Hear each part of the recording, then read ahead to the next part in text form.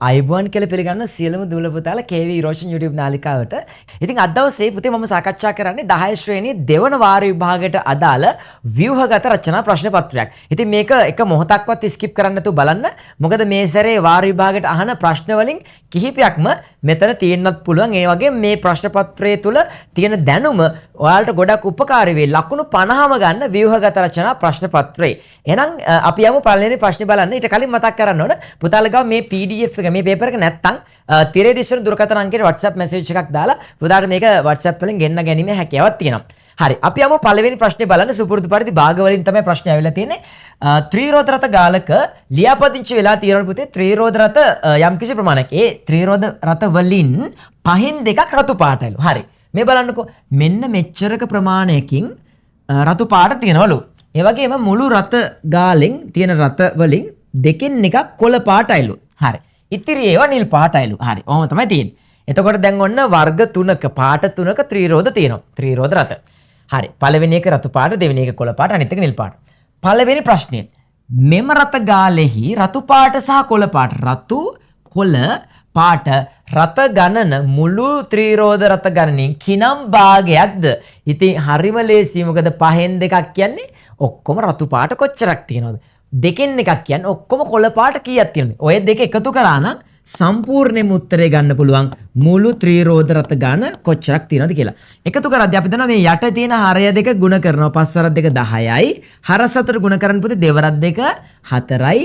පස්වරක් එක 5යි. එකතු කරාම ඔක්කොම 9යි. 9 බෙදීම 10 යනවා. පළවෙනි ප්‍රශ්නේ උත්තරේ 10න් 9. මොකක්ද 10න් 9 කියන්නේ?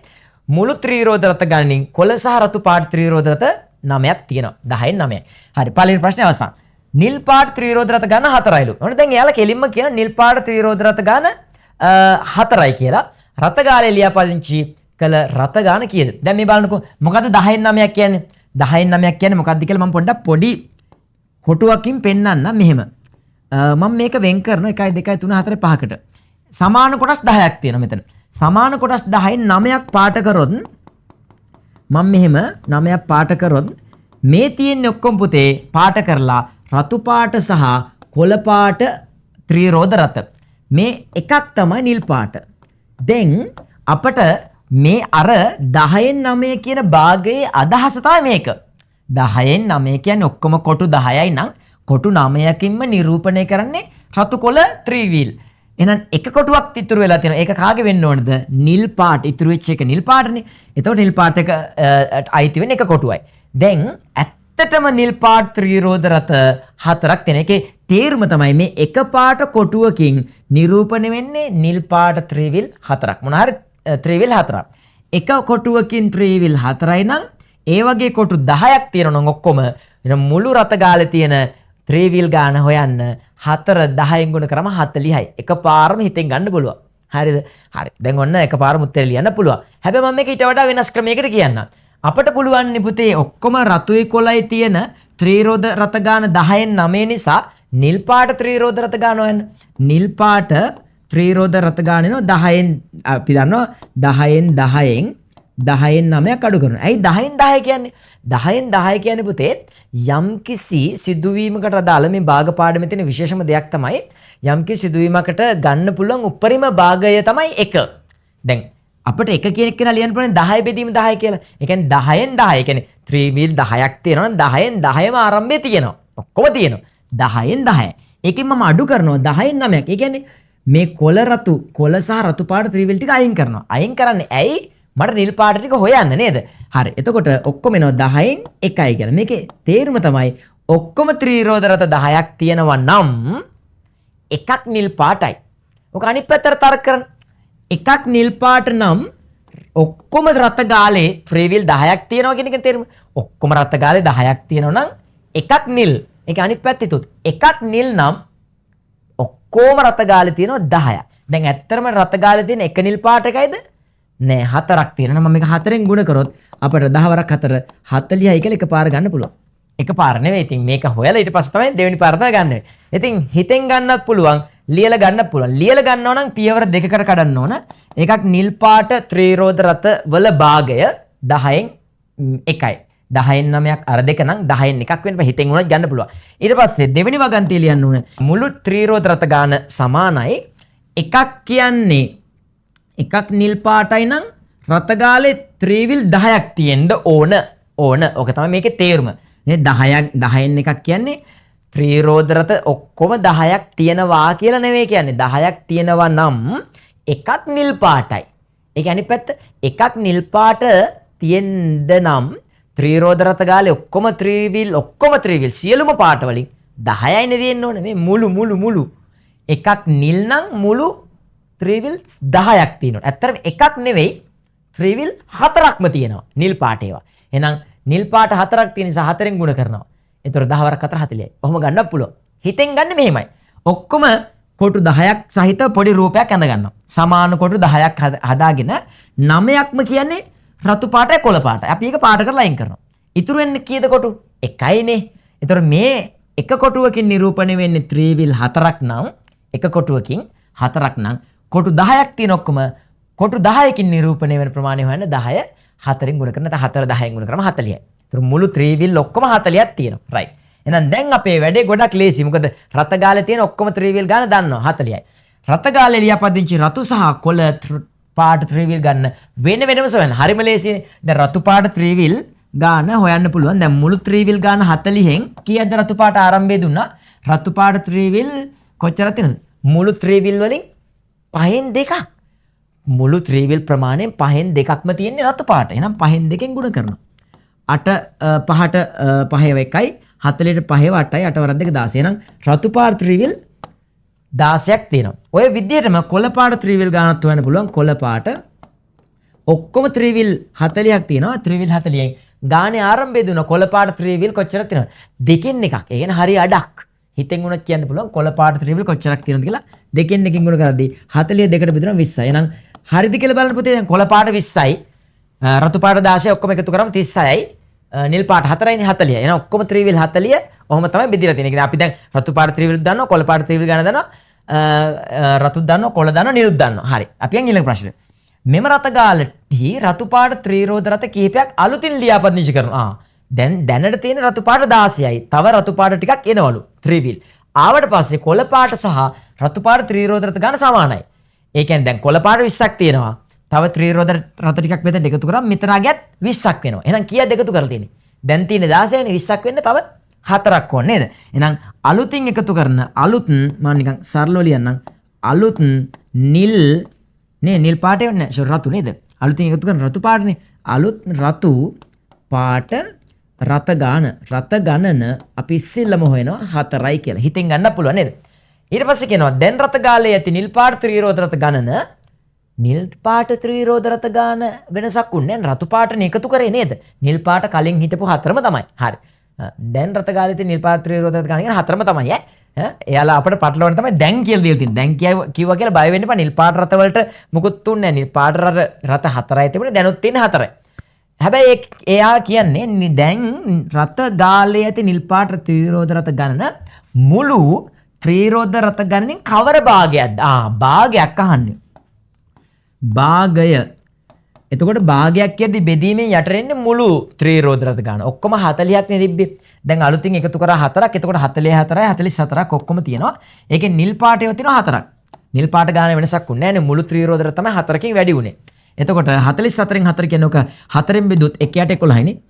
11 මේ 4ට 4 1යි 44ට 4 11යි. රයිට්. එහෙනම් උත්තරේ 11න් 1යි. ඒ අනුව සම්පූර්ණ ලකුණු 10ක් මේ ආකාරයට අවසන් කරනවා. මේ ප්‍රශ්නේ තේරුනේ නැත්නම් තව පාරක් රෙකෝඩින් එක බලන්න. ඉතින් මේක චුට්ටක් හිතන්න තියෙන කල්පනාවෙන් උත්තර ලියන්න ඕන ප්‍රශ්නයක්. සමහරට පුතාලට විභාගෙදී මීට වඩා ලේසි ප්‍රශ්නයක් ලැබෙන්න පුළුවන්. හරි. රයිට්. අපි යමු පළවෙනි ප්‍රශ්نين පස්සේ ප්‍රශ්න අංක 2ට. හරි. අපි දන්න ප්‍රශ්න අංක 2 පුතේ සාමාන්‍යයෙන් එන්නේ පරිමිතිය වර්ගඵලයෙන් අනිවාර්ය ප්‍රශ්නයක්. මේක පාසලේ ගණිත උද්‍යානයක අපි දැන් ඔය උද්‍යානයක් තියෙනවලු. උද්‍යානයක සැකසූ මල් පාත්තියක් තියෙනවා. හරි. මල් පාත්තියක්ලු මේ තියෙන්නේ. මේක හරි ලස්සන මල් පාත්තියක් නේද? හරි. එහි පැත්තක දිග 7ක් වූ ABCD සමචතුරස්‍රාකාර කොටස. මේක සමචතුරස්‍රයක්. ඒ කියන්නේ පාද ඔක්කොම සමානයි. 7යිලු. 7 මීටර 7යි නේද? මීටර 7යි මීටර 7යි මීටර 7යි මීටර 7යි. කේන්ද්‍රික ඛණ්ඩ කොටස් දෙකක් තියෙනවා. ඕනේ මෙතන කේන්ද්‍රය වෙච්ච කේන්ද්‍රික ඛණ්ඩයක් තියෙනවා. ඒතර මේක අරයක් නම් මේ පැත්තත් අරය 7යි මීටර. මේක අරයක් නම් මෙතන කේන්ද්‍රය මේකත් 7ක් වෙනවා. මේ කෑල්ල 7ක් මීටර. හොඳයි පළවෙනි ප්‍රශ්නේ කේන්ද්‍රික ඛණ්ඩය අරේ 7 මීටර පළවෙනි ප්‍රශ්නේ කිසි ප්‍රශ්නයක් නැතුව උත්තර ලියන්න පුළුවන්. ඔන්න පළවෙනි ප්‍රශ්නේ අවසන් වෙනවා. ලේසි නේද ගණිතේ? හරි. ප්‍රශ්න අංක 2. මල් පාත්තියේ පරිමිතිය. පරිමිතිය කියන්නේ වටේ දිග. වටේ දිග හොයද්දි පුතේ මෙන්න මේ කොටස දිග හොයා ගන්නත් ඕනේ. මේ කොටස දිග හොයා ගන්නත් ඕනේ. අනිත් ඒවා නම් දන්නවා. මේ ඔක්කොම දන්නවනේ. මේ ඔක්කොම දන්නවා. දැන් මේක දිග හොයාගත්ත කියන්නේ ඒ හා සමාන දිගක් තමයි මේකෙත් තියෙන්නේ. මොකද හේතුව ඇයි ඒ? ඇයි මං එහෙම කියන්නේ? හේතුව තමයි මේකේ අරයත් 7යි මේ කේන්ද්‍රික ඛණ්ඩය අරයත් 7යි. ඒ නිසා දෙකම සමානයි. මම AE චාප දිග හොයනවා. AE සමානයි EF චාප දිග. AE කිව්වත් එකයි AE චාප දිග ලිව්වත් එකයි. එහෙම නැත්නම් FC කියලා ලිව්වත් කමන්නේ. FC දිග කියලා ලිව්වත් ওই දෙකම සමානයි. කොහොමද දැන් ওই දෙක හොයන්නේ? මේක හෝ මේක හොයන්නේ කොහොමද? දැන් පුතේ වෘත්තයකින් කීයෙන් පංගුවද මේ තියෙන්නේ? දැන් මේක වෘත්තයක් නම් වෘත්තයකින් 4න් එකක් නේද? එතකොට වෘත්තයක වටේ දිග හොයන සූත්‍රය 2πr 2πr θ බෙදීම 360 කියලා දාන්න පුළුවන්. එතකොට θ වෙන්නේ අංශක 90. 360න් බෙදනවා කියන්නේ 90ට 91යි 360ට 4න් එක කියලා එනවා. එතනත් එනවා. නැත්නම් මම එකපාරම ගමන 2πr ගෙන් 4න් එකක් නේ. මෙහෙම 4න් එක කියලා දාලා දානකොටම කැපෙනවා මෙයාට 2යි කියලා. 5 කියන්නේ 7න් 22යි. r කියන්නේ අරය 7යි 2න් 1. 7ට 7 කැපෙනවා 22 2න් බෙදුවම 11යි. එහෙනම් 11යි මීටර කියලා එනවා. ඒකේ තේරුම මෙන්න මෙතන ඉඳලා මෙතනට තියෙන දුර පුතේ මීටර 11යි. ඒකෙ දිගමයි මෙතන මෙතනට තියෙන්නේ 11යි මීටර. පැහැදිලිද? මෙන්න මේ විදිහට අපිට ඊටමත් පහසුවෙන්ම මේ දිගයි හොයන්න පුළුවන්. හැබැයි අපෙන් අහන්නේ පරිමිතිය. දැන් පරිමිතිය හොයන්න මම මෙතන චුට්ටක් ඉඩ පාවිච්චි කරන්න. පරිමිතිය. පරිමිතිය කියන්නේ වටේ දිගනේ. 11 මෙතනින් පටන් අරන් වටේ යන්න නැත්තම් පැටලිය. 11 ධන 7 ධන 7 ධන 7 ධන 7 ධන 11 ධන 11 ධන 7 ධන 7.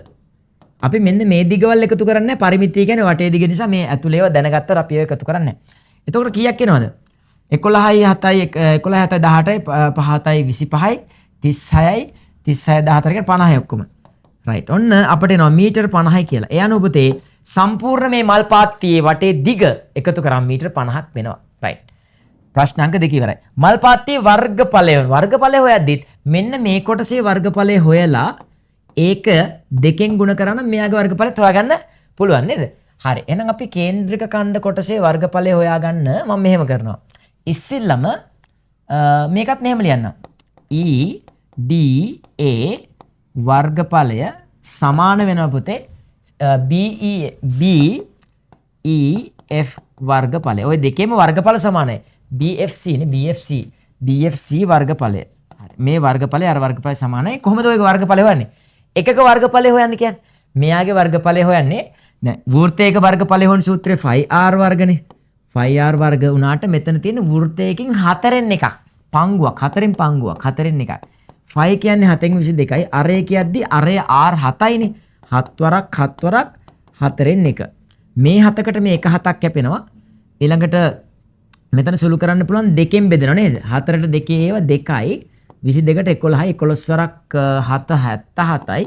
77 බෙදීම 2යි වර්ග මීටර. හරි මම දැන් මේක සුළු කරලා දශම කරන්නේ නැහැ. මොකද මම එක කොටසක වර්ගඵලය දන්නවනම් ඒක දෙකෙන් ගුණ කරන්න එපයි. මේකේ දෙන්නගෙන් වර්ගඵලය දෙකෙන් ගුණ කරද්දි මේක කැපෙනවා නේද?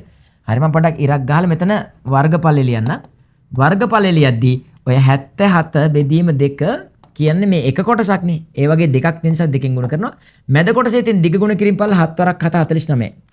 මෙයාට මෙයා කැපිලා ගියාම 77 ධන 49 එකතු කරාට පස්සේ එනවා මෙතන 7 9කට 7ක් එකතු කරාම 16යි 16 එකක් ඉතුරු මෙතන 5යි 7යි 12 126යි වර්ග මීටර. එහෙනම් සම්පූර්ණ මෙන්න මේ මල් පාත්තියේම වර්ගඵලය අපි දැන් හොයලා අවසන් වෙනවා 126යි වර්ග මීටර කියලා. හරි.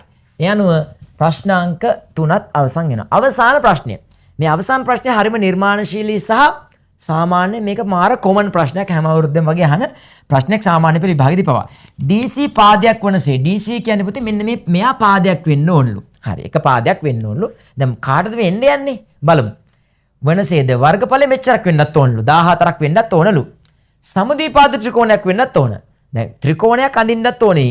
ඒක එක පාදයක් DC වෙන්න ඕන. එක පාදයක් DC වෙන්න ඕන. අනිත් පාද දෙක ගැන කිසිම තොරතුරක් නැහැ. හැබැයි ඒක ඇන්දර පස්සේ ත්‍රිකෝණයක් හැදෙනවා. එතකොට වර්ගඵලය 14ක් වෙන්නත් ඕන. මේක සමද්විපාද වෙන්නත් ඕන. පාද දෙකක් සමාන වෙන්නත් ඕන. සමචතුරස්‍රාකාර කොටස තුල වෙන්නත් ඕනේ. ඒ කියන්නේ මේක ඇතුලේ පැත්තේ තමයි ත්‍රිකෝණය අඳින්න ඕනේ. මොකක් හරි ත්‍රිකෝණයක් අඳින්න ඕනේ. හරි. ඒ කියන්නේ මේක එක පාදයක් වෙන්නත් ඕනේ. ගුරුතුමා උපදෙස් දීලා තිනවා මෙම බිම් කොටස තුල රූපය මිනුම් සහිතව අඳින්න කියලා. දැන් ඔය කියන සිදුවීම මිනුම් සහිතව අඳින්න ඕනේ. ඒ කියන්නේ මිනුම් සහිතව අඳින්න කියන්නේ අපි ඇඳලා ඒකේ මිනුම් දාන්න ඕනේ. දැන් මෙහෙමනේ පුතේ මේකේ වෙන්න පුළුවන් එක විදිහක් තමයි සමද්විපාද ත්‍රිකෝණයක් කියන්නේ පාද දෙකක් සමානයිනේ. ඒතර පාද දෙකක් සමාන වෙනවා නම් අපි නිකන් උපකල්පනය කරමු.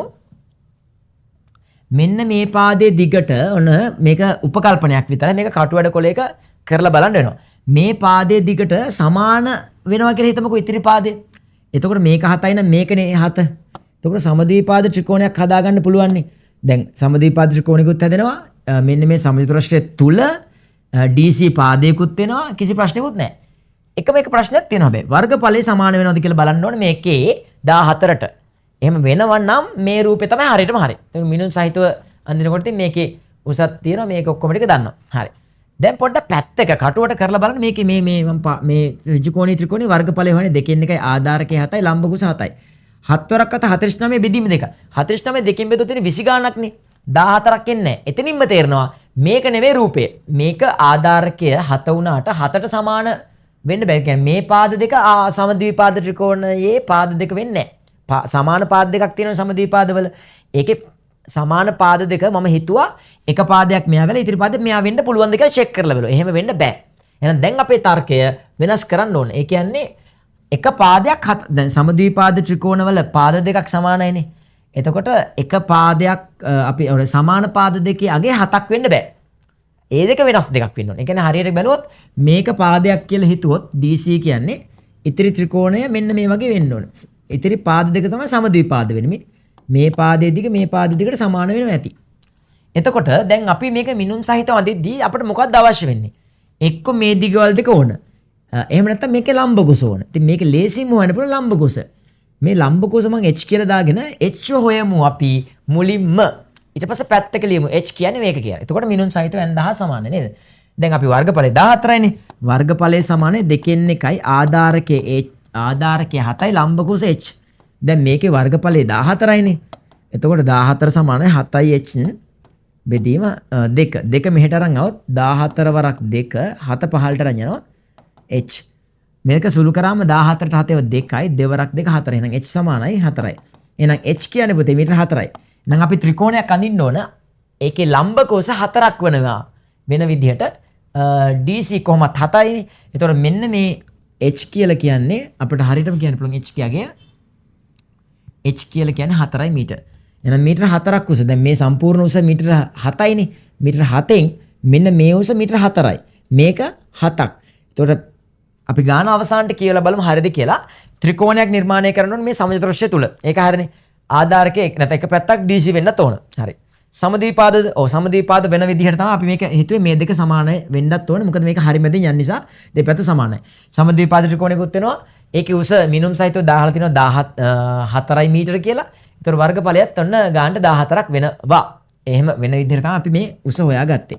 ඒ අනුව අපිට අඳින්න කිව්වේ මෙන්න මේකේ හැඩය සහ මිනුම් සහිතව උස දිග මේව දාන්න. මේ ඇල දිග හොයන්න ඕනේ නැහැ. මොකද එතකොට හොයන්න ගියොත් ඒක පයිතග්‍රස් දාලා හොයන්න පුළුවන්. නමුත් අවශ්‍ය නැහැ. මේකේ අපිට මිනුම් සහිතව කියන්නේ දල වශයෙන් අපිට මිනුමක් තිබ්බනම් ඇති මේ දිගයි මේ උසයි ලම්බකව. හරි. එහෙනම් මේක ටිකක් නිර්මාණශීලී ප්‍රශ්නයක්. මම හිතන්නේ මීට වඩා ලේසි ප්‍රශ්නයක් අනිවාර්යෙන් පුතාලගේ වාර විභාගෙට එයි. ඒ නිසා මේකට උත්තරේ තේරුණා නම් දැනට හොඳටම ප්‍රමාණවත්. හරි. මේකේ අනිවාර්යෙන් මේකට ලකුණක් වෙන් වෙනවා සහ හැඩයට ලකුණක් වෙන් වෙනවා. හරි. ඊළඟට දැන් අපි යනවා ප්‍රධාන ප්‍රශ්නාංක 3 සාකච්ඡා කරන්න. ඔන්න ප්‍රතිශත පාඩුවෙන් අහපු ලස්සන ප්‍රශ්නයක්. පියසෝම මහතා මූල්‍ය ආයතනයකින් සුළු පොලිය යටතේ රුපියල් 75000. දැන් මම තා පියසෝම. කවුරු? පියසෝම. එහෙම හිතන්න ඕනේ. ඒකට තමයි ගාන හදන්න ලේසි. දැන් මම පියසෝම මම ගිහලා කාගෙන් හරි සල්ලි ඉල්ල ගන්නවා ණයට. 75000ක් ණය ඉල්ල ගන්නවා. එතකොට වසර 3ක් ඉවර වෙලා මම ඒ පුද්ගලයාට මම ගත්ත ණය මුදලයි පොලියයි ඔක්කොම ගෙවන්න එපයි. ගෙවද්දි 93000ක් ගෙවලා ණයෙන් නිදහස් වෙලා තියෙන්නේ. ඒතර මම වැඩිපුර ගෙවලා තියෙන 75000ක් ගත්තේ. හැබැයි මම වැඩිපුර මුදලක් ගෙවලා ලොකු මුදලක් ගෙවලා තියෙනවා. මොකද නැත්නම් 75000ට 93000 ලොකුයි නේ. ලොකු මුදලක් ගෙවලා තියෙන වැඩිපුර. ඉතින් අපෙන් අහන පළවෙනි ප්‍රශ්න තමයි ගෙව් මුළු පොලිය හොයන්න. දැන් මම මේ මුදලෙන් මේ මුදල අඩු කරා නම් මම වැඩිපුර ගෙවපු මුදල හොයාගන්න පුළුවන්. හරි මේකෙන් මේක අඩු කරමු. අඩු කරද්දී ඔන්න බලා ගන්න බිංදු බිංදු බිංදු මෙතන 3න් 5ක් අඩු කරන්න බෑ. එකක් ගැන 13න් 5ක් අඩු කරාම 13න් 5ක් අඩු කරාම එනවා 8ක් කියලා. මෙතන 8න් එකක් අඩු කරාම එකක් කියලා එනවා. ඒ කියන්නේ රුපියල් 18000යි. රුපියල් 18000ක් පුතේ මම වැඩිපුර අර පුද්ගලයාට ගෙවලා තියෙනවා. මොන පුද්ගලයාටද? මම ණයට ගත්තට පස්සේ ණය මම ගෙවන්න එපයි. ණය මුදල 75000 ගෙවන්න ඕනේ. වැඩිපුර තව ගෙවන්න ඕනේ. ඒක තමයි පොලිය 18000යි. හරිද? හරි. දැන් මේ 18000 කියන අවුරුද්දකට නෙවෙයි අවුරුදු 3කටම. දෙවෙනි ප්‍රශ්නෙන් අහනවා. එක වර්ෂයකට පොලිය. දැන් අපි දන්න සුළු පොලිය කියන්නේ පුතේ අවුරුද්දක් පාසා හැදෙන පොලිය සමානයි. ඒකනේ සුළු පොලිය කියන්නේ. එතකොට රුපියල් 18000 අවුරුදු 3කටනේ. එක අවුරුද්දකට පොලිය බලන්න 3න් බෙදෙනවා. එතකොට රුපියල් 6000. එතකොට අවුරුද්දකට මට ගෙවන්න ඕන වැඩිපුර රුපියල් 6000ක් විතරයි. එතකොට අවුරුද්දක් පාසා රුපියල් 6000 එකතු වෙනවා. පළවෙනි අවුරුද්දේ 6000, දෙවෙනි අවුරුද්දේ 6000, තුන්වෙනි අවුරුද්දේ 6000. 6000 තුනක් තමයි 18000. ඒ විදිහට තමයි මේක හැදිලා තියෙන්නේ. පැහැදිලි නේද? හරි තුන්වෙනි ප්‍රශ්නය. මූල්‍ය ආයතනයේ මෙම ණය මුදල සඳහා ආය කළ වාර්ෂික පොලි අනුපාතයකේ ප්‍රතිශතය අහනවා. ඉතින් හරිම ලේසි. සාමාන්‍ය ප්‍රතිශතයක් අපි හොයන්නේ මෙහෙමයි. බෙදීමෙන් යටට දානවා අපි ගත්ත ණය මුදල. අපි ගත්ත ණය මුදල කීයද? 75000යි. 75000ක ණය මුදලක් තමයි අපි ගත්තේ. ඒ 75000ක මුදලක් මම ගත්ත නිසා ණයට මට අවුරුද්දකට කොච්චර මුදලක් ගෙවන්න වුණාද? ඒක තමයි උඩට එන්නේ. 6000යි. මම කීයක් ගෙව්වද? 6000යි. ඔන්න යටට එන්නේ ණය මුදල. මම ඊතල ගහලා ලියන්නම්. මේ තියෙන ණය මුදල. හරි මම ගත්ත ණය මුදල. මේ තියෙන්නේ පොලිය. මේක ඉගෙන ගන්න ඕනේ ඈ. පොලිය අවුරුද්දකට පොලිය වසරකට. පොලිය වසරකට. නේ අවුරුද්දකට පොලිය ඔන්න තියෙන උඩ. 75000ක් ගත්තට පස්සේ අවුරුද්දකට පොලිය මෙච්චරයි නම් මම 100%න් ගුණ කරනවා වාර්ෂික කියන්නේ අවුරුද්දකට පොලි ප්‍රතිශතය නැත්නම් පොලි අනුපාතිකය percentage එක හොයන්න. ඩිෂ්කු 675න් බෙදන්න පුතේ. සාමාන්‍යයෙන් 375ව තියෙනවා 375ව 4ක් තියෙනවා. ඒතර 675ව 8ක් තියෙනවා. බෙදලා බලන්න. පැත්තක දීර්ඝ බෙදීමෙන් 8ක් කියලා. එහෙනම් මේ විදිහට අපිට තාම පහසුවෙන් මේ ප්‍රශ්නෙට උත්තර ලියන්න පුළුවන්. simple A කොටස මෙතනින් අවසන් වෙනවා. පැහැදිලි නේද? හරි. දැන් මම යනවා මේකේ B කොටසට VAT. VAT කියන්නේ value added tax. එකතු කළ අගය මත බද්ද. ඒ කියන්නේ භාණ්ඩ සහ සේවා සඳහා ඒකේ වටිනාකමට සාපේක්ෂව අපි රජයට ගෙවන මුදල සරලව අපි හඳුන්වනවා එකතු කළ අගය මත බද්ද හේවත් VAT කියලා. යන්කෝ බලන්න 104ක VAT බදු ප්‍රතිශතයක් යටතේ ජල බිල් පතක්. ඒ කියන්නේ water bill එකක් වතුර බිලකට අය කරන VAT බදු මුදල රුපියල් 104. ඒ කියන්නේ දැන් 104ක බදු ප්‍රතිශතයක් යටතේ විදුලි බිලකට මේ ජල බිල් පතකට VAT බදු මුදල රුපියල් 104යි. අය වෙලා තියෙනවා. ජල බිල් පතේ මුල් වටිනාකම සොයන්න. දැන් සාමාන්‍ය මුල් වටිනාකමට තමයි අපි විතර මුල් වටිනාකම x කියලා. ජල බිල් පතෙහි මුල් වටිනාකම කියන්නේ මම පරිභෝජනය කරන ප්‍රමාණයට පුතේ මට බිල හැදෙන්න ඕන නේද? හිතන්නකෝ මම රුපියල් x ප්‍රමාණයක වතුර පාවිච්චි කරනවා අපේ ගෙදර. ඒකට යන මුදල මම ගණනය කරලා බලනකොට ආරම්භක වටිනාකම මුල් වටිනාකම x කියලා හිතන්න. හරිද? ඒ x කියන මුදල ගුණ කරන්න ඕන පුතේ බදු ප්‍රතිශතයෙන්. එහෙම ගුණ කරාම 104න් එනවා මේ මම ගෙවන්න ඕන මුදලට රජයට යන බදු මුදල. මේක සුළු කරාම එන්නේ දැන් 100ක් නම් මගේ වතුර බිල ඇත්තටම ඒක නිසා රජයට රුපියල් 4ක් තව වැඩිපුර ගෙවන්න ඕන. හරි. ඒක තමයි බදු මුදල කියන එකේ තේරුම. 104 කියන එකේ තේරුම. ඒතර මගේ ඇත්තම වතුර බිල x කියලා තමයි මම උපකල්පනය කරේ. එතකොට 100ක් නම් 4යි x ප්‍රමාණයක් නම් කොච්චරක් රජයට බදු ගෙවන්න ඕනද කියලා මෙතනින් එනවා. ඉතින් ඒක ගාණේ දීලා තියෙන බදු මුදල 104යි කියලා. එහෙනම් අපිට පුළුවන් නේද පුතේ මේක සුළු කරලා x කියන එක හොයන්න. ඔන්න බලා ගන්න x තනි කරනවා 100ට ගහන්න පයින් එකක්. 100ට පයින් එකක් ගහන්න. ඇයි ඒ 100 මොකද්ද කරපු වැරද්ද? 100 නෙමෙයි 100 ගුණ කරන්න මෙතන 4න් එතකොට එනවා 104 වරක් 100 බෙදීම 4. 4ට 4 එකයි 25යි කියලා එනවා මෙතනට 100ට 4 25යි. 25 වරක් 104. අපි දැන් ගුණ කරලා බලමු කීයක් එනවද කියලා.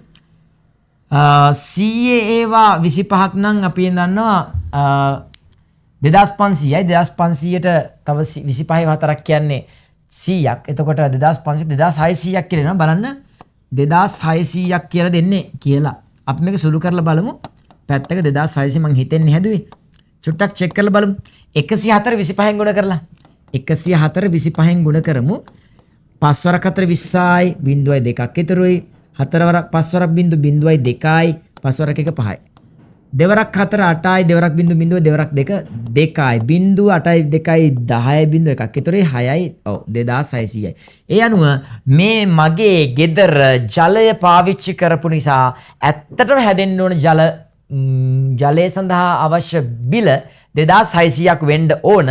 නමුත් මට රජයෙන් කියනවා 2600ක් ගෙවලා නම් ෂේප් වෙන්න බෑ කේවිස. 2600ට අමතරව තව රුපියල් 104ක් එකතු වෙලා තමයි ගෙවන්න ඕනේ. එකතු කළ අගේ මත බද්ද කියන්නේ ඒකයි. මම ආයෙසරක් කියන්නම් පුතාලට මේක පැහැදිලි නැත්නම් අපි හිතනවා ජල විදුලි බිල්පතෙහි ජල බිල්පතෙහි මුල් වටිනාකම සොයන්න. හරි. අපිට පුළුවන් මේක මුල් වටිනාකම x කියලා ගන්න. මුල් වටිනාකම x ලෙස ගනිමු. හරිද? මම ඔන්නෝක පැත්තක ලියාගත්තා. හරිද? මුල් වටිනාකම x කියලා ගත්තා. එතකොට මේ මුල් වටිනාකමට තමයි පුතේ බදු ප්‍රතිශතයක් අය වෙන්නේ. ඒ නිසා මුල් වටිනාකම x කියලා ගත්තොත් ඒක තමයි 104න් ගුණ කරන්න ඕනේ. ඒතර මේ මුල් වටිනාකම 104න් ගුණ කරාම එන්නේ බදු. රජයට කොච්චරක් බදු ගෙවන්න ඕනද? ගාණේ කියනවා 104යි කියලා. ඉතින් මේක දෙපැත්ත සමාන කරනවා. x තනි කරාම 2600 x කියන්නේ මුල් වටිනාකම. රයිට් මේක කෙනෙකුට උන මෙහෙම හදන්න පුළුවන්. මේ බලන්න. සමහරට මෙහෙම ඇදුවොත් ඔයාලට ලේසියි. මම මේ ගානම චුට්ටක් වෙනස් විදිහට තවත් ක්‍රමයකින් හදලා පෙන්නන මේ කොටුව ඇතුලේ. 104 කියන්නේ අහගන්න 104 කියන්නේ 100ක් නම් අපේ ගෙදර ඇත්තටම භාවිතා කරපු ජලය සඳහා බිල 100 නම් 4ක් රජයට ගෙවන්න ඕන. ඒක අනිත් පැත්ත තර්ක කර 4ක් රජයට ගෙවනවා නම් අපේ ගෙදර මුල් වටිනාකම මේ ජල බිල් පතේ මුල් වටිනාකම 100ක් වෙන්න බෑ. 4ක් නම් ජලය සඳහා අවශ්‍ය වන බදු මුදල 4ක් නම් ඇත්තම මුල් වටිනාකම 100යි. හැබැයි ඇත්තටම ජලය සඳහා බදු මුදල 104යි කියලා තියෙනවා. එහෙනම් 104න් ගුණ කරාම ඒත් ඔය උත්තරෙම එන්න ඕන. මේ කතාවමනේ ඔය ආවේ හිතෙන් ගන්න ඕන. මේක හිතෙන් ගත්තේ. මේක තර්කානුකූලව වෙනත් විදිහකින් ගත්තා. මේකත් තර්කානුකූලව වෙනස් පැත්තෙන් ගත්තේ. ඔහොම කරත් ඕකෙන් එන උත්තරය පුතේ 2600ම තමයි. මෙතන තියෙන විශේෂත්වය එක පේලින් උත්තරේ ගන්න පුළුවන්. හැබැයි මේක ඔයාලට ගන්න පොඩ්ඩක් හිතන්න ඕන මේ අපිට දෙන ප්‍රතිශතයේ තේරුම මොකක්ද කියලා. 104ක් කියන්නේ අපේ ජල බිල් පතෙහි වටිනාකම 100 නම් 4ක් රජයට දෙන්න ඕන බදු විදියට. ඒකේ තේරුම 4ක් රජයට බදු දෙනවා නම් බදු මුදලක් විදියට දෙනවා නම් 100ක් තමයි මුල් වටිනාකම අපේ ජල බිල් පතේ. අච්චරකට මෙච්චර නම් මෙච්චරකට කොච්චරද? 4ක් රජයට බදු ගෙවනවා නම් මේක තමයි ආරම්භක බිල. 104ක් රජයට බදු ගෙවනවා නම් මේක සුළු කරාම වෙනවා ඇත්තටම ජලය සඳහා වන බිල. අපි ගෙවන්න ඕන ආරම්භක බිල. හරි?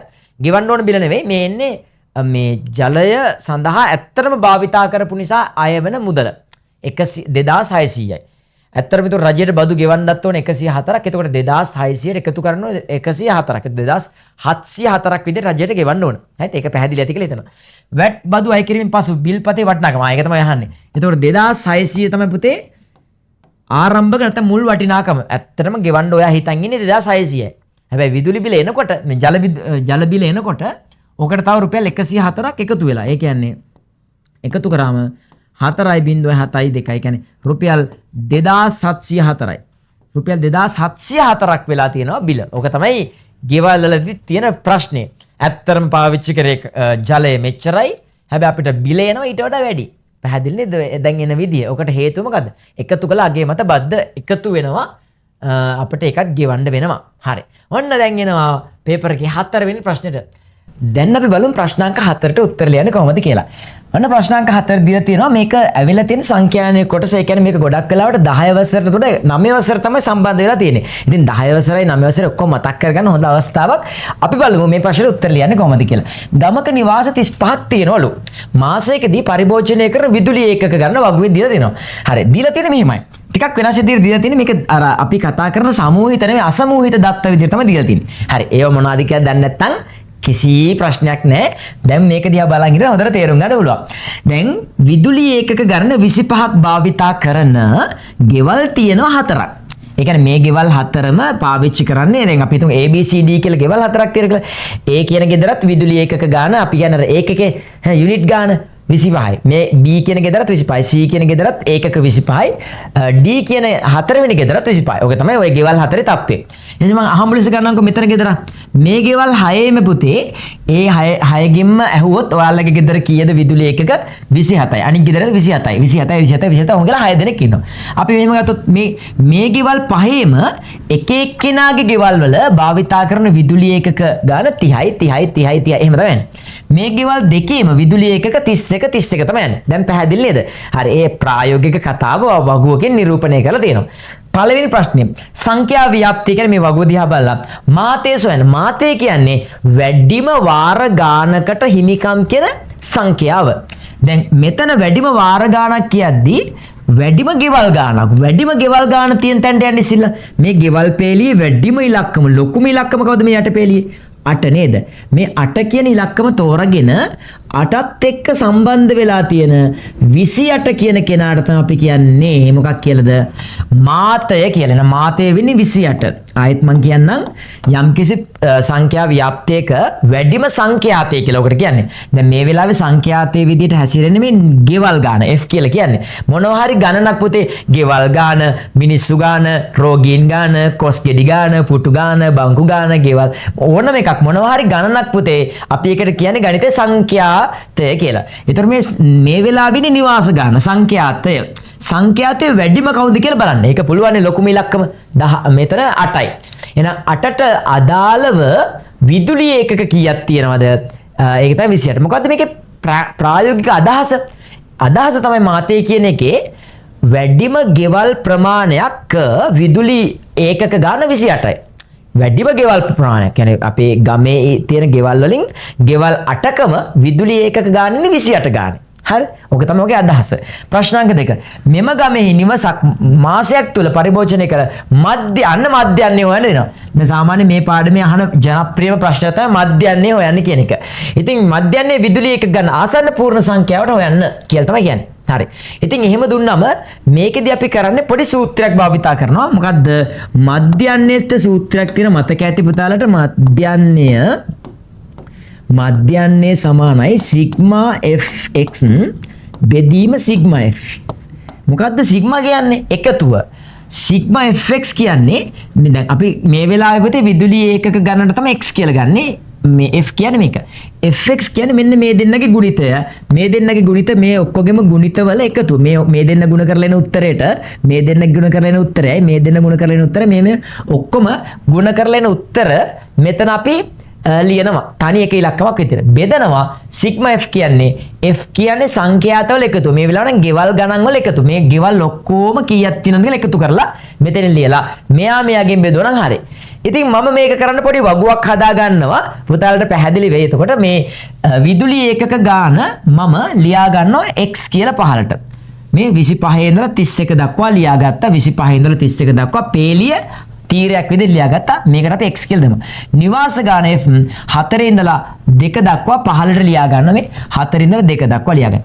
දැන් මේ තියෙන්නේ අර අපිට දුන්න විදුලි ඒකක මේ තියෙන්නේ නිවාස සංඛ්‍යාත. මේ දෙන්න ಗುಣ කරලා ඉස්සරහෙන් ලියනවා fx කියලා.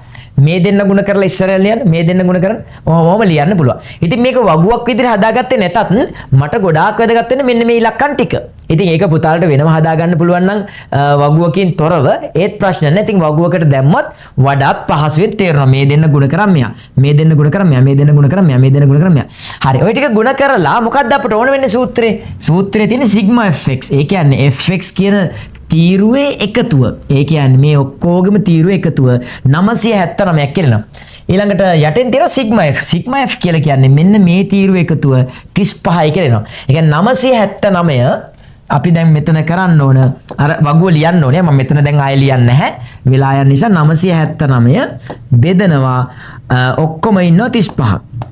දැන් මේක පැත්තක බෙදන්න ඕනේ. දැන් එකපාර බෙදන්න බෑ. මේක දශම වලින් එන්නේ උත්තරය. එතකොට ආසන්න පූර්ණ සංඛ්‍යාවට තමයි ඕනේ. මම මේ වගේ තැනක් පාවිච්චි කරනවා මේක බෙදන්න 979 35න් බෙදන්න ඕන. එතකොට 994ට 35 දෙකයි දෙවරක් 35 70යි. හරි මෙතනින් එනවා 27ක්. 9ක් පහලට අරන් ආවොත් 279ක් කියනවා. 279ට 35 ආසන්න වශයෙන් ඇති 35 10ක් කියන්නේ 350යි. සාමාන්‍යයෙන් 7ක් වගේ අපි පොඩ චෙක් කර බලමු. 7 වරක් 5 35න් 5යි 3ක් ඉතුරුයි. 7 වරක් 3 21යි 5යි 26යි. හරිනේ. හරි මේක අපි අඩු කරමු 9න් 5ක් අඩු කරාම 4යි 7න් 4ක් අඩු කරාම 3යි 34යි. හරි දැන් 34ට 35 නෑනේ. දැන් අපි දැන් ඔන්න හරියටම හරි 7යි කියලා ගත්තා. දැන් අපි දශම තිත තියලා මෙතනට බිංදුවක් දාගන්නවා. 340ට 35ව 9ක් තියෙනවා. 9 වරක් 5 35න් 5යි 4ක් ඉතුරුයි. 9 වරක් 3 27යි 3 31යි 315ක් එනවා. මේකෙන් මේක අඩු කරොත් 10න් 5ක් අඩු කරොත් 5යි. මෙතන 3න් 2ක් අඩු කරොත් 3න් 1ක් අඩු කරොත් 2යි 25යි. එතකොට තව බිංදුවක් දෙමු 250යි 250ට 35 ඒවා ආසන්න වශයෙන් 7ක් වගේ තියෙන 4ක් අපි දාලා බලමු 4ක් 35න් 5යි 3ක් ඉතුරුයි 4ක් 3 21යි 3යි 24යි ඔව් 245 හරිය පොඩ්ඩක් අඩු වෙන ගානට ගලපෙනවා. ඒතර උත්තර එනවා පුතේ 27.97ක් කියලා. උත්තරය 27.97ක් කියලානවා මධ්‍යයන්ය. මේක ආසන්න පූර්ණ සංඛ්‍යාවට වට වෙනකොට අපි බලන්නේ පළමු දශම ස්ථාන ඉලක්කම 5 හෝ 5ට වඩා වැඩිද කියලා. මේ වෙලාවේ මේ ඉලක්කම 5ට වඩා වැඩි. ඒ නිසා මේ පැත්තට එකක් එකතු වෙනවා. ඒතර ආසන්න පූර්ණ සංඛ්‍යාවට වැටෙවොත් 28. ඒකේ තේරුම තමයි මධ්‍යයන්ය නිවසක් පරිභෝජනය කරන විදුලි ඒකක ගාන 28යි. එහෙනම් මේ ඒකක 28ක් කියලෙනවා. මොකද්ද මේකේ තේරුම? තේරුම තමයි දැන් ගෙවල් 35ක් තියෙනවනේ මේ ගමේ. මේ ගෙවල් 35න් ඕනම ගෙදරකට කෝල් එකක් දීලා ඇහුවොත් ඔයාලගේ ගෙදර විදුලි ඒකක ගාන කීයද කියලා 28යි. ඇත්තටම 28 නෙවෙයි හැම ගෙදරකම ප්‍රායෝගිකව එහෙම තමයි එක එක ගෙවල් වල භාවිතා කරන විදුලිය වෙනස්. හැබැයි මේ මධ්‍යන්නේ හෙව්වට පස්සේ සෑම ගෙදරකම අපි උපකල්පනය කරනවා මධ්‍යන්නේ වශයෙන් විදුලි ඒකක සෑම ගෙදරකම භාවිතා කරන 28යි. ABCD කියලා ගෙවල් ඔහම තියෙනවා 35ක් හැම ගෙදරකම ඒකක 28යි ඒකක 28යි ඒකක 28යි ඔය මධ්‍යන්නේ හොයන එකේ බලාපොරොත්තුත් ඒක හැම ගෙදරකම එකම බවට පත් කරනවා. එකම විදුලි ඒකක ප්‍රමාණයක් බවට අපි ගණනය කිරීමේදී පත් කර ගන්නවා. ඒකට අපි කියන්නේ මධ්‍යන්නේ හොයනවා කියන්නේ. මධ්‍යන්නේ කියන්නේ අපි ඇවරේජ් එක හොයනවා. රයිට්. දැන් අපි යන් ඊළඟ ප්‍රශ්නේ බලන්න. වර්ෂයක් තුල මෙම ගමෙහි නිවසක් සඳහා එක නිවසක් සඳහා වැය වෙතයි අපේක්ෂා කළ හැකි විදුලි ඒකක ගන්න සොයන. හරි. දැන් ඔන්න අපි දන්නවා මේ ගමේ එක ගෙදරකට මාසෙකට යනවා විදුලි ඒකක 28ක්. එක ගෙදරකට මාසෙකට විදුලි ඒකක 28ක් යනවා. එක මාසයකට මෙච්චරයි නම් අපි දන්නවා වර්ෂයක් කියන්නේ මාස 12ක්නේ. අපි මේක 12න් ගුණ කරනවා. එතකොට එනවා ඒකක කොච්චරක් වැය වෙනවද කියලා අවුරුද්දකට. අපි බලමුකෝ 28 කියන එක නා ලේසියම 12න් ගුණ කරන්න පුළුවන්. දෙවරක් 8 16 එකක් ඉතුරු. දෙවර දෙක 4 එක 5යි. එක්වරක් 8 8යි. එක්වරක් 2 2යි. මෙතන සුළු කරාම 6යි. 8යි 5යි 13 එකක් ඉතුරුයි. 336 යනවා. ඒකක 336යි. ඒකක 336ක් පුතේ අවුරුද්දකටම වැය වෙනවා. එක ගෙදරකට මෙච්චරක් වැය වෙනවා. හරි එහෙනම් ඔන්න අපේ තුන්වෙනි ප්‍රශ්නේ අවසාන ප්‍රශ්නයට දැන් අපි යනවා 4. මධ්‍යන්නේ විදුලි ඒකක ගණනට වඩා මොකද මධ්‍යන්නේ විදුලි ඒකක ගණන කියන්නේ? මධ්‍යන්නේ විදුලි ඒකක ගණන කියන්නේ 28යි. දැන් අපි ඒක හෙව්වා. ඒ කියන්නේ ගමේ හැම ගෙදරකම අපි මධ්‍යන්නේ වශයෙන් ගත්තොත් 28ක ඒකක ප්‍රමාණයක් භාවිතා කරනවා. ඊට වඩා වැඩි ඒකක ප්‍රමාණයක් පරිභෝජනය කරන මේ කියන්නේ ඇත්ත කතාව. ප්‍රායෝගිකව ඇත්තටම මධ්‍යන්නේ විදුලි ඒකක ගාණෙන් එන 28ට වඩා වැඩිපුර විදුලි ඒකක ගන්න පරිභෝජනය කරන නිවෙස් ගන්න මුළු නිවෙස් ගානේ ප්‍රතිශතයක්. හරි අපි දන්න ප්‍රතිශතයක් විදිහට ලියනකොට ඉස්සෙල්ලා මේක යටට ඉන්නේ මුළු ගෙවල් ගාන. යම්කිසි වෙලාවක ප්‍රතිශතයක් වෙනකොට බෙදීමෙන් යටට එන්නේ ඒ අදාළ සිදුවීමේ මුළු ප්‍රමාණය. දැන් මේ වෙලාවේ මුළු ගෙවල් 35ක් තියෙනවා. හරිද? මේ 35න් අපි බලමු මධ්‍යන්නේ විදුලි ඒකක ගාන වන 28. ඒකක 28ට වඩා වැඩිපුර විදුලිය පරිභෝජනය කරන විදුලිය භාවිතා කරන ගෙවල් කීයක් තියෙනවද කියලා. ඉතින් අපිට පුළුවන් මෙන්න මෙතන දැන් අපි දන්නවා 28 කියන්නේ මෙන්න මේක මධ්‍යන්නේ 28යි 28ට වඩා වැඩිපුර විදුලිය භාවිතා කරන ගෙවල් කීයක් තියෙනවද කියලා බලමු.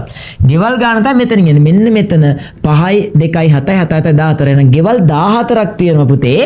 මේ ගෙවල් 14ෙම මධ්‍යන්නයෙන් එන 28ට වඩා වැඩිපුර ඇත්තටම ප්‍රායෝගිකව භාවිතා කරනවා. විදුලිය 29 30 31 වගේ ඉහළ විදුලිය භාවිතා කිරීමක් සිද්ධ වෙනවා. අර මධ්‍යන්නයට වඩා වැඩි. මධ්‍යන්නේ 28 කියන ඉලක්කම නේ 28ට වඩා වැඩි. එහෙනම් එහෙම ගෙවල් 14ක් තියෙනවා මේ ගමේ. එහෙනම් මේ 14 අපි ප්‍රතිශතයක් බවට පත් කරනවා. මෙන්න මෙහෙම මුළු ගෙවල් 35න් 14ක් තමයි මේ සිදුවීමට අදාළ වෙන්නේ. ඒ කියන්නේ මධ්‍යන්නයට වඩා වැඩිපුර විදුලිය භාවිතා කරන ගෙවල් 14යි. ප්‍රතිශතයක් කරන අපි මේක 100% ගුණ කරනවා. හරි. මේ දෙක සුළු කරපුවාම 7 වරක් චක් කරෙන් 7 වරක් මෙතනට 14ට 2යි 35ට 7 ඒවා 5ක් තියෙනවා. 5ට 5 ඒවා 1යි 100ට 5 ඒවා 20ක් තියෙනවා 20 දෙකක් 40. එහෙනම් ප්‍රතිශතයක් විදිහට ගත්තොත් 140ක ප්‍රතිශතයක් තියෙනවා මේ ගමේ 140ක්ම මොනවාද විදුලිය පරිභෝජනය කරනවා මධ්‍යන්නයට වඩා වැඩිපුර නේද? මධ්‍යන්න ඇවරේජ් එකට වඩා වැඩිපුර විදුලිය භාවිත කරන ගෙවල් 140ක් තියෙනවා කියන එක තමයි මේකේ ප්‍රතිඵලය වෙන්නේ. හරි. එහෙනම් ඔන්න ප්‍රශ්නාංක 4 සම්පූර්ණයෙන් අවසන් වෙනවා. දැන් අපි යන්නේ ප්‍රශ්නාංක 5ට. ඒ මම මතක් කරන්න ඕන. දැන් අපි කතා කර ප්‍රශ්නාංක 4 වගේ ප්‍රශ්නයක් එන්න පුළුවන් ඊට වඩා ලේසි ප්‍රශ්නයක් එන්න පුළුවන් විභාගෙදී මම බලාපොරොත්තු වෙන්නේ 9 වසර මතක් කිරීම සහ විභාගයට අහන ඕන මොන වගේ ප්‍රශ්නයක්ද අහන්න පුළුවන්. මොකද සමහර ස්කෝලවල 9 වසරෙන් පොඩි ප්‍රශ්න ටිකක් 10 වසරට දානවා. ඉතින් එහෙම ප්‍රශ්නයක් දානව නම් ඔන්න දාන්න පුළුවන් තැනක් තමයි ඔන්න මතක් කරලා දුන්නේ. හරි. ඔන්න අපි යන අවසාන ප්‍රශ්නෙට වෛද්‍ය සායනයකට පැමිණි රෝගීන් 130 දෙනෙක් අතරින් 35 දෙනෙක් දියවැඩියා රෝගීන් පෙළෙනවලු. හරි. දැන් ඕක කියනකොට මේ රූපෙට දාගමුකෝ. දැන් සායනයකට පැමිණි 130ක් ඉන්නවනම් මේ සර්වත්‍ර කුලකය කියලා කියන්නේ නේද? මේ සම්පූර්ණ කොටුවෙන් නිරූපණය කරන්නේ 130ක රෝගීන්. එකෙන් ඉන්නවලු දියවැඩියා රෝගීන් 75ක්. මම මේක తాවකාලිකව දැනට මේ රවුම ඇතුලේ නොදා ඇතුලේ දාන්න පුළුවන්. නමුත් අපි බලමු මේක ඇතුලේ තව මොනාට හරි තව රවුමක් හැදෙනවද දැල්නේ. ඒ නිසා මම දැනට මෙතන 75 කියලා දාගන්නවා දියවැඩියා රෝගීන් 75ක් ඉන්නවා කියලා. මෙම රෝගීන් අතර අන්න මං කිව්වේ හෘද රෝගීන් තවත් මොකක් හරි කුලකයක් આવත් පැටලෙන නිසා තමයි මම මෙතන ඇතුලේ ලියාගත්තේ නැතුව 35 75 දාරේ ලියාගත්තා. හෘද රෝගීන් 52ක් තව ඉන්නවලු මේකේ හෘද රෝගීන් 52ක් සිටින අතර හෘද රෝගීන් සියලුම දෙනා දියවැඩියාව රෝගයෙන් පෙළෙනවා. හරි. දැන් ඔය වගන්ති කියනකොටම පුතේ හෘද රෝගීන්ට අදාළ කුලකයේ මේ රූපසටහන දාගන්න පුළුවන්. දැන් මම මෙහෙම දෙයක් කියන්නම්කෝ. දියවැඩියා රෝග දැන් හෘද රෝගීන් සියලු දෙනාම දියවැඩියා රෝගයෙන් පෙළෙනවා කියන්නේ මේක ඇතුලේ නේද හෘද රෝගීන් එන්න ඕන. හෘද රෝගීන් ගාන මේක ඇතුලට එන්න ඕන නේද?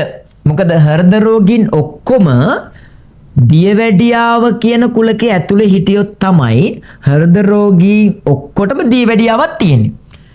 හෘද රෝගීන් එළියේ හිටියොත් හරියන්නේ නැහැ. එතකොට ඒකේ තේරුම හෘද රෝගීන්ගෙන් කොටසකට තමයි දියවැඩියාව තියෙන්නේ. හෘද රෝගීන් කියන එක ලොකු වුණොත් හෘද රෝගීන්ගෙන් කොටසකට තමයි දියවැඩියාව තියෙන්නේ. දැන් මේකේ තියෙන හෘද රෝගීන් සියලුම දෙනාට දියවැඩියාව තියෙනවා නම් හෘද රෝගීන් ඉන්න ඕන අනිවාර්යයෙන්ම ලොකු කුලකයක් ඇතුලේ උපකුලකයක් විදිහට. හරි. එතකොට හෘද රෝගීන් 52ක් ඉන්නවා. අන්න ඒ කට්ටිය මම ඇතුලේ දාගන්නවා මෙන්න මෙහෙම. දැම්මට මේ 75න් 52ක් අඩු කරොත් අපිට එනවා 5න් 2ක් අඩු කරොත් 3යි 7න් 5ක් අඩු කරොත් 2යි 23යි 23 දෙනෙක් ඉන්නවා පුතේ මේ එළියේ කොටස විතර. කියන්නේ එයාලට දියවැඩියාව විතරයි තියෙන්නේ. මෙතන 52ක් ඉන්නවා. එයාලට දියවැඩියාවයි හෘද රෝගය දෙකම තියෙනා ඉන්නවා. මේ දෙකම එකතු කරොත් අපිට 75 ආයෙත් ලබා ගන්න පුළුවන්. හරි. එහෙනම් මේ 75 කියලා ලිව්වේ తాවකාලිකවනේ. ඒක මකන්න එපා. ඒක එහෙම තියෙයි. අපි ආයෙ ඒක භාවිතා කරන්න ඕනේ නැහැ. හරි. පළවෙනි එක හෘද රෝගීන් නොවන හෘද රෝග නොවැළඳුන ඒ කියන්නේ හෘද රෝග නොවැළඳු කියන්නේ හෘද රෝගයෙන් පිට දියවැඩියාව රෝගීන් ගන්න. හැබැයි දියවැඩියාවට අයිති. කොහොමද වෙන්නේ? 75න් 52ක් අඩු කරන්න. උත්තරේ 23. අපි 23 කියලා ලිව්වනේ. ඒක නේද? මම ඔන්න ලියන හැටි මෙතන පෙන්නුවා. හෘද රෝග නොවන කියද්දී හෘද රෝග වලින් පිට හැබැයි මෙයාලට දියවැඩියාව හැදිලා. ඒ කියන්නේ දියවැඩියාව රවුම ඇතුළේ වෙන්න ඕන. හෘද වලින් පිට. එහෙනම් මේ 23 දෙනා ගන්න කියන්නේ නේද? රයිට්. එහෙනම් උත්තරය 23යි කියලා ගන්න පුළුවන්. හරිම ලේසි. හෘද රෝගීන් දැක්වෙන කුලකයේ වෙන් රූපසරණේ හෘද රෝගීන් දැක්වෙන කුලකයේ වෙන් රූපසර ඇතුළත් කර එය නම් කරන්න කියන ඔන්න නම් කරලා ඉවරයි. දැන් මේ වගේ ප්‍රශ්නයක් આવත් මෙතන මොනවද ලියන්නේ? අතර නම් කරන්නේ රූපයේ වෙන් රූපයේ ලකුණු කර ඇත. අන්නේම ලියන්න ඕනේ. එතකොට පේපර් එක බලන ගුරුවරට මග හැරෙන්නේ නැහැ ඔයාගේ ලකුණු කර ඇත. මොකද සමහර ළමයි මේක ලියන්නේ නැහැ කම්මැලිකමට. නමුත් මේක ලියන්න ඕනේ. මොකද හිස් තියන්න එපා. අරක අපි ලිව්වනම් ඒක ලිව්ව කියලා පෙන්නන්න නේද? අමාරු වැඩේ කරලා ලකුණු ටික රැස් කරගන්න අපි දැනගන්නත් ඕන නේද? හරි. ඔන්න ප්‍රශ්න දෙකම ඉවරයි. 3. ඊට තොරතුරු වෙන් රූප සරණ ඇතුළත් කර ඒ සම්පූර්ණ කරන්න. දැන් සම්පූර්ණ කරන්න කියලා කියද්දි මේ එළිය කොටසෙම දාන්න කියලා කියන්නේ. දැන් අපි දන්නවා මෙතන 52යි 75යි 52ක් අඩු කරාම 23 මෙතන එනවා. හරි. තව හෘද රෝගීනුත් නොවන දියවැඩියා රෝගීනුත් නොවන මේ එළියේ ඉන්නවනේ. සායනයට ආපු වෙනත් රෝගීන් දියවැඩියාවත් හෘද එළිය කට්ටිය කොහොමද වෙන්නේ? 130න් මේ සම්පූර්ණ ඔක්කොගේම මේ දෙන්නගේ එකතුවනේ මේ තියෙන 75 කියලා. මේ 130න් අඩු කරමු පුතේ මේ 75ක්.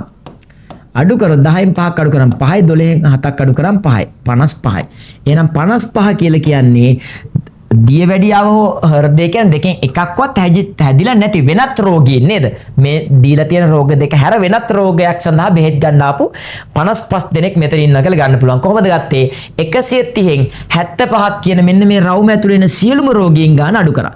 75 මේ ඔක්කොම එකතු කරන්න එපා. මෙයයි තුන් දෙනෙම එකතු කරන්න එපා. මේ 75 කියන්නේ తాවකාලිකව මේ දෙන්නගේ එකතුව තියෙන්නේ. ඕන්න මේ දෙන්න එකතු කරලා බලන්න 75 එනවා. හරි. 130න් 75ක් කියන්නේ මෙන්න මේ රවුම ඇතුළේ ඉන්න ඔක්කොම ගන්න. ඒ 75 අඩු කරා. ආයෙසරක් 75 දෙන්න එකතු කරලා අඩු කරන්න එපා. මේකයි තුනම ගාව ගන්න එපා.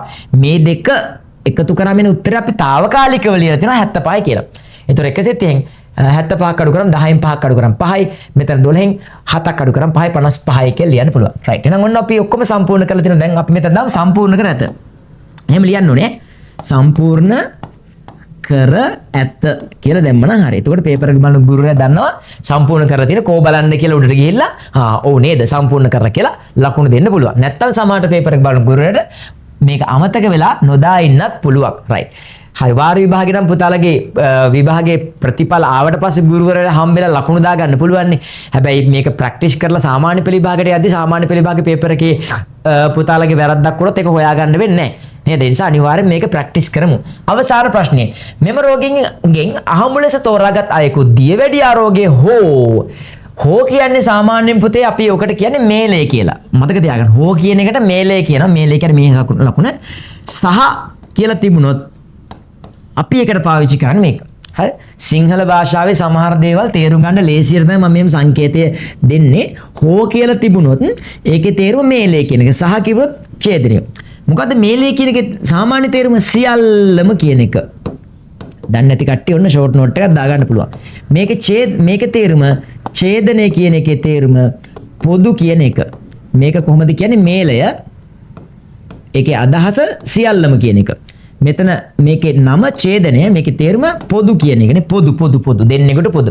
දැන් මේ ගානට අදාළව මෙතන ලකුණ දියවැඩියාව මේලය හෘද රෝගය. කියන්නේ මේ දෙකම සියල්ලම නොවැළඳුන අයෙක් වීමේ සම්භාවිතාවය සොයන්න. දැන් ඔන්න බලන්න සම්භාවිතාවය තමයි අහන්නේ. ඒ කියන්නේ දියවැඩියාවවත් හෘද රෝගයවත් නොවැළඳුන. ඒ කියන්නේ මේ මේලේ ලකුණු දානවා කියන්නේ සියල්ලම. මේ ඇතුලේ කොටස තමයි ඔය හෘද රෝගයයි දියවැඩියාව කියන ඔක්කොම ඉන්නේ මෙතන නේද? ඒ සියල්ලංගෙම පිට අය තමයි හෘද රෝගය සහ දියවැඩියාව කියන රෝග දෙක එකක්වත් නොවැළඳුන අය. වැළඳිච්ච නැති අය. ඒ කියන්නේ 55. මේ ඔය කියන්නේ 55 ගැන නේද?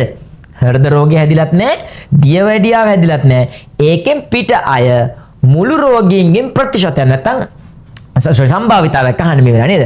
අහඹු ලෙස මේ රෝගියෙක් තෝරගත්තොත් එයාට දියවැඩියාව හැදිලත් නැහැ, හෘද රෝගය හැදිලත් නැති අයෙක් වීමේ සම්භාවිතාවය. හරි. සම්භාවිතාවය කියන්නේ භාගයක් විදිහින් ලියන්නේ.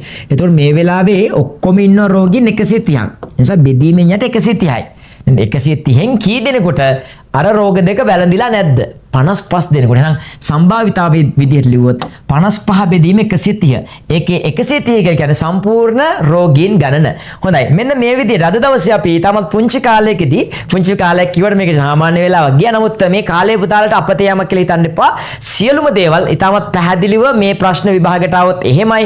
ආවේ නැත්නම් ඒ හා සමාන වෙනත් ප්‍රශ්නයක් આવොත් උත්තර ලියන්නේ කොහොමද? මේ සියල්ලම මේ පේපර් එක සාකච්ඡා කරද්දී මම කියලා දුන්නා. ඉතින් පුතාලට විභාගේ තියෙන හෙට වෙන්න පුළුවන්. සමහරට මේක බලන්නේ අද දවසේ විභාගේ තියෙන වෙන්න පුළුවන්. සමහරට ලබන සතියේ වෙන්න පුළුවන්. 10 ශ්‍රේණියේ දෙවන වාර විභාගයට සූදානම් වෙන ඕනම කෙනෙක් වේවා මේ පේපර් එකට යම්කිසි කාලයක් වැය කරා නම් ඒක පාඩුවක් වෙන්නේ නැහැ. මොකද පුතාලගේ දැනුම වර්ධනය කරන්න තමයි මම මේක වෙලාව අරගෙන නිවැරදිව පැහැදිලි කිරීම කරේ. හරි. ඒ නිසා පුතාලට ලකුණු 50ක් ගන්න පුළුවන් හැකියාව තියෙනවා. ඉතින් මේක නැවතත් මතක් කරනවා මේ PDF එක ලැබුණ නැත්නම් පාස්මී ආයතනයේ මැසේජ් එකක් දාලා මේ නම්බර් එකට ලබා ගන්න පුළුවන්. ඒ වගේම පාස්මී ආයතනයේ දැන් අපි මේ වැඩසටහන අවසන් වීමත් එක්ක අපි සූදානම් ඉන්නවා 10 ශ්‍රේණියේ 3 වෙනි වාර විභාගයේ සඳහා අලුතින්ම පන්ති ආරම්භ කරන්න පුතාලට සම්බන්ධ වෙන්න පුළුවන්. ඒකත් මේ තිරේ දිස්වන දුරකථන අංකයට මැසේජ් එකක් දාලා පාස්මී ආයතනයේ KVS ගේ 10 වසර 3 වෙනි වාර විභාගයට අදාළ 3 වෙනි වාරයට නැත්නම් සම්බන්ධ වෙන්න ඕනේ කියලා මැසේජ් එකක් දාන්න. නැත්නම් සරලව 10 ශ්‍රේණියේ ගණිතේ පන්තියට සම්බන්ධ වෙන්න ඕනේ කියලා මැසේජ් එකක් දාන්න. විශේෂයෙන්ම 10 වසරට අපි අලුතින්ම ආරම්භ කරන පුතේ ප්‍රශ්න පත්‍ර පන්තියක්. අපි දන්නවා ගණිතේ කොච්චර දේවල් ඉගෙන ගත්තත් අපිට පේපර් එකට උත්තර ලියා ගන්න බෑ සමහර ළමයිට. ඉතින් ඒකට හේතුව ප්‍රශ්න පත්‍ර කරලා තියෙන ප්‍රමාණය අඩු වීම. ඉතින් ප්‍රශ්න පත්‍ර වැඩිපුර කරොත් අනිවාර්යයෙන්ම තුන්වන වාර විභාගයේ ලකුණු 100න් 75ක් 80ක් නෙවෙයි 100න් 100ම ලබා ගැනීමේ හැකියාවක් තියෙනවා. ඉතින් ඒ නිසා තමයි ලංකාවේ දිස්ත්‍රික්ක 25න් 24කම ළමයි යාපනයේ හැර සිංහල මාධ්‍ය ඉංග්‍රීසි මීඩියම් එකක් තියෙනවා දෙගොල්ලම එකට එකතු වෙලා මගෙත් එක්ක ඔන්ලයින් ඉගෙන ගන්න ඉතමත් පහසුවෙන්ම ගෙදර ඉඳලා. ඉතින් ලංකාවේ මුල්ම ප්‍රතිඵල ඒ කියන්නේ දිවයිනේ සාමාන්‍ය පෙළ මුල්ම ස්ථාන අතරට ළමයි මෙහෙයවපු ගුරුවරයෙක් විදියට මම ඉංජිනේර කෙනෙක් විදියට පුතාලව මෙහෙවන්නේ පුංචි කාලේ ඉඳලා 10 11 පන්ති වල ඉඳලම ඉතමත් දැනුමේ සන්නද්ධ කරලා උසස් පෙළ දක්ෂ දරුවෙක් විදියට නිර්මාණය කරලා විශ්වවිද්‍යාලයට යවන්න. ඉතින් මම සාමාන්‍ය පෙළ විතරක් නෙවෙයි උසස් පෙළත් ඉගැන්වීම් කරනවා සංයුක්ත ගණිත ගුරුවරයෙක් විදියට. ඉතින් මගෙත් එක්ක උසස් පෙළ මැත්ස් කරන්න සම්බන්ධ වුණොත් කෙලින්ම විශ්වවිද්‍යාලයේ ඉංජිනේරු පීඨයකට මොරටුව පේරාදෙණිය වගේ විශ්වවිද්‍යාලයකට යන්නත් හැකියාවක් තියෙනවා කියලා මතක් කරලා ඉතින් ආදරෙන් මතක් කරනවා. මුලින්ම අපිත් එක්ක එකතු වෙන්න එන්න ඊට පස්සේ මම ඔයාලව ඉස්සෙල්ලම ගණිතයට ආසාවක් ඇති කරනවා. මොකද ලංකාවේ මුලින්ම ඔන්ලයින් උගන්වන්න පටන් ගත්තේ මම. ලංකාවටම මුලින්ම. අද නම් ගොඩාක් ගුරුවරු නමුත් ඒ කාලේ මුලින්ම උගන්වන්න පටන් ගත්තේ මම. ඉතින් එදා ඉඳලා අද වෙනකන් ලංකාවේ දෙමව්පියන් දරුවන් ගොඩක් ආදරෙන් වැළඳගත්ත පන්තියක් තමයි 10 ශ්‍රේණිය සහ 11 ශ්‍රේණිය. ඉතින් සම්බන්ධ වෙලා නැති හැමෝටම ආරාධනා කරනවා සම්බන්ධ වෙන්න. ඒ වගේම ඔයාලට අලුතින් නිබන්ධන ලැබෙනවා, පේපර්ස් වල පේපර් කට්ටලයක් ගෙදරට ලැබෙනවා. මේ හැම දෙයක්ම ඔයාලට නොමිලේම ලැබෙනවා. සම්බන්ධ වෙච්ච නැති අය, සම්බන්ධ වෙන්න කැමති අය මැසේජ් එකක් දාලා සම්බන්ධ වෙන්න කියලා මතක් කරනවා. ඉතින් ඊළඟටත් අපි දානවා මේ වගේම වීඩියෝස් ඒවා ඔබේ ළඟටම ගෙන්වා ගැනීම සඳහා පුතේ මේ වීඩියෝ එක පහලෙන් තියෙන රතු පාට බටනයක් subscribe කියලා ඒක ක්ලික් කරලා subscribe කරන්න. එතකොට අපි දාන වීඩියෝස් පුතාට notification එකක් විදිහට එනවා. ඉතින් මේ අපි හැම දෙයක්ම කරන්න පුතාලට සාමාන්‍ය පෙළ අති දක්ෂයෙක් කරන්න. මොකද 75න් ඒ ගන්න වට වඩා නේද අපි 100න් 100ම ගන්නවා කියන්නේ ඒක බලපෑම් වෙන්නේ උසස් පෙළට. තරඟකාරී විභාගයක් විදියට උසස් පෙළ තිබුණත් මගෙන් ඉගෙන ගන්න ළමයි විශ්වවිද්‍යාලයට ගිහින්ම තමයි නතරනේ. ඒ යතුරු මම පුතාලට දෙන ලස්සනට දොර අරගෙන විශ්වවිද්‍යාලයට යන්න විතරයි. ඉතින් ඒ අවස්ථාව මම ඔයාලට උදා කරලා දෙනවා මගෙත් එක්ක හිටියොත්. ඉතින් උසස් පෙළ මැත්ස්ම කරන්න ඕනේ නැහැ. උසස් පෙළ බයෝ කරලා ડોක්ටර් කෙනෙක් වෙන්න පුළුවන්, මැත්ස් කළ ඉංජිනේර කෙනෙක් වෙන්න පුළුවන්, ටෙක් කරන්න පුළුවන්, කොමර්ස් කරන්න පුළුවන්, කැමැති වෙන ශාස්ත්‍රයෙන් යන්න පුළුවන්. නමුත් මොන ශාස්ත්‍රයෙන් වුණත් විශ්වවිද්‍යාලයට යන්න උසස් පෙළ දරුවා හොඳට නිර්මාණය කිරීම තමයි මගේ ඉංජිනේර කෙනෙක් විදිහට මගේ බලාපොරොත්තු. තර්කානුකූල දක්ෂ දරුවෙක් නිර්මාණය කරන්න. හැබැයි මගෙත් එක්ක සම්බන්ධ වෙන හැමෝම මේ හොඳම මට්ටමේ අය නෙවෙයි. එන්නේ සාමාන්‍ය ලකුණු 10 15 20 30 40 50 60 80 තියෙන අයත් වෙනවා 100 100 ගන්න බැරුව. මේ හැමෝටම ලස්සනටම කියලා දෙන්න නේ එක එක ගණන් ක්‍රම තියෙනවා. ඉතින් අද මම මේක කියලා දෙද්දි මම සාමාන්‍ය මේ පේපර් එක විනාඩි 30ක් වගේ කාලයකින් සාකච්ඡා කරන්න පුළුවන්. නමුත් මම වෙලාව අරගෙන සම්පූර්ණ පේපර් එක ලොකු වෙලාවක් අරගෙන සාකච්ඡා කරේ පුතාලා හැමෝම මගේ දැනට ඔන්ලයින් ක්ලාසස් වලට සම්බන්ධ වෙන්නේ නැති අය නිසා කියලා හිතලා. හරි ඒ නිසා අපි තුන්වෙනි වාර විභාගය අනිවාර්යයෙන්ම ටාගට් එකක් තියෙනවා. අපි ඔක්කොම එකතු වෙලා 100 කීයද 100 ටාගට් එක තියාගමු.